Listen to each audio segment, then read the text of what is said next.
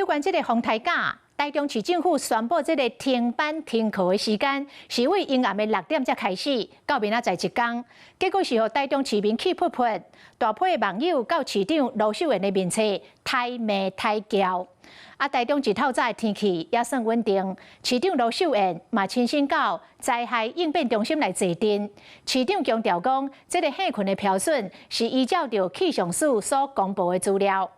另外，南投縣嘛是同款，嘛是為陰暗的6點才開始來限這個風颱假，嘛是同款，去予民眾罵甲無力。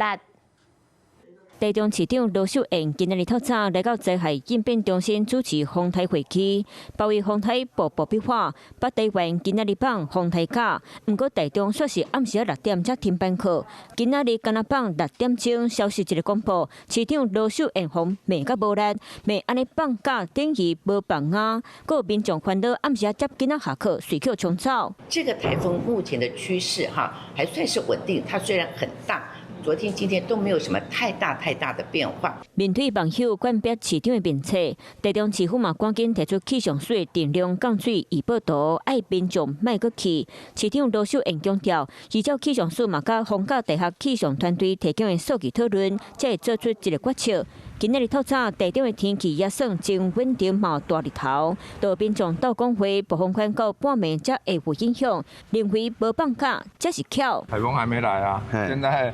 那你現在放怎樣的？南投縣停班課的消息，趕快跟對台中，冇真濟官民真不滿，官府面冊嘛濟人咧結，有民眾認為無咧替人設想，還有人佇咧留言的所在搬演堵嘴咕嚕咕嚕的笑開戲。不過透早南投天氣算真穩定，賣早頓的頭家娘嘛正常擺檔。因為佇海面上的都還無路情啊，咱南投當然是也較無颱風遮對啊。